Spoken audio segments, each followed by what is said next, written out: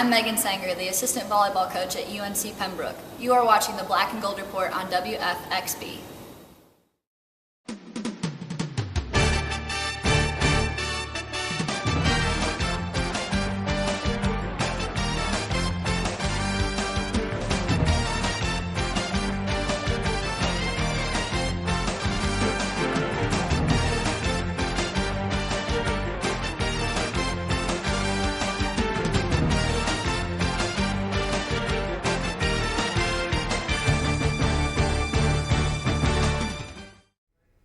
Welcome, ladies and gentlemen, to this week's edition of the Black and Gold Report, a show all about UNC Pembroke athletics. I'm Jenna Davison, and today on the show we're going to be talking wrestling with head coach O.T. Johnson, and on the second half of the show we're going to talk basketball with head coach John Haskins. But first, we're joined by O.T. Johnson. Coach, welcome to the show. Thanks for having me. Let's highlight some of the accomplishments for your team since the last time we had you on the show. Last time we were able to talk about a 7-game win streak in dual meets, but now we're going to be able to talk about a streak that has reached 9 wins and matches a school record for consecutive dual meet victories. What have been some of the keys for your team's success over the last few months, and do you feel your squad is peaking at the right time? Well, I think a lot of the streak has been guys filling in when other guys have been out, and guys just being ready when their name's been called.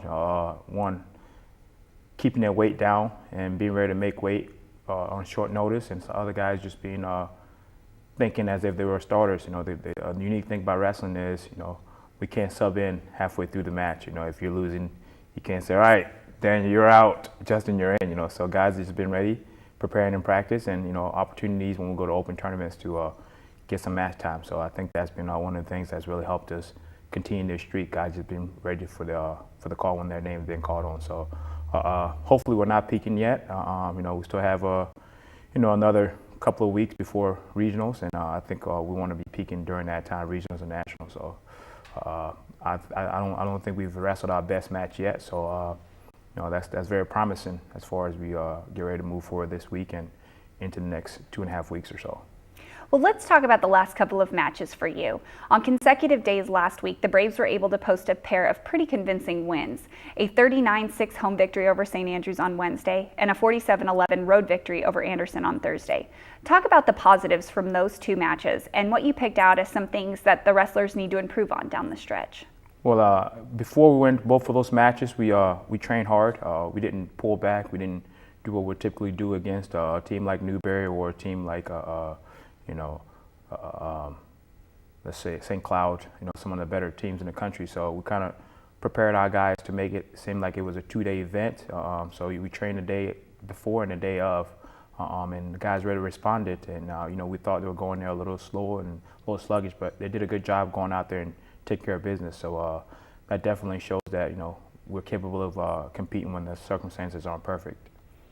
Well, it's been 11 seasons since UNCP Wrestling has been able to string together together wins for 9 straight dual meets. Has there been chatter on the team about this win streak, and what sort of pride do your wrestlers as well as your coaching staff get from the accomplishment? Well, the guys definitely, you know, they don't say much around us, but every now and then you can kind of hear some of them trying to really figure out statistically and mathematically how we can, you know, take care of business tomorrow. You know, trying to figure out if everything matches up perfectly, what needs to happen for us to be able to pull off the win against Newberry tomorrow. But there has been some chatter, and guys do embrace that. Guys love seeing that. I mean, who doesn't? It's win streaks, and, you know, we live for positive things, and I think this is a very positive thing, you know, in a sport as grueling as ours. So it's good. Well, your match against St. Andrews on Wednesday marked the first time in nearly 3 months that the Braves have wrestled at home.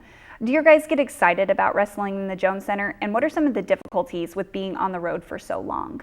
I think wrestling at home is always great, whether it's an overnight event or it's a day of event. You get to stay at home, you train in your own environment. With us, you know, you don't have to have that bus ride leading up to the event to wonder, hey, is their skill going to match ours, or is it going to be heavy? And, you know, you get to stay home, you go to classes, and then you get out of class.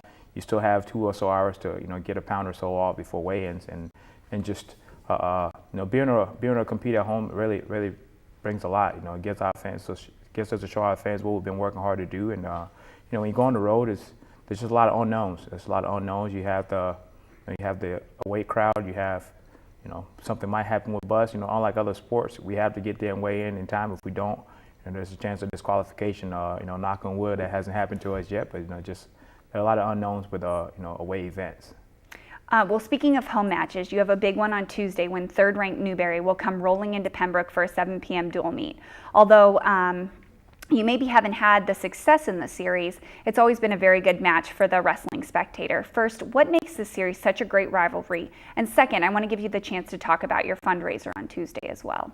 Well, one, those guys came into Division II wrestling, and very quickly we're given a lot of resources to bring them up to par with us, and thus far, in the last my time here at UNCP, we have not beaten those guys, but every year we show that one, we're able to develop kids, and two, that we can compete with them when the circumstances are even. So our guys know once we get in those matches, and at least our key guys, that if they can compete with those guys, which some of those guys are blue chippers, they can go out there and compete with anyone at the regional level and at the national level. So it's a confident booster for our guys going to postseason, and it's a confident booster for our coaching staff, knowing where we stand and how well we can do at the regionals and nationals. So it's going to be a great dual meet, and we're looking forward to, I think, taking care of business.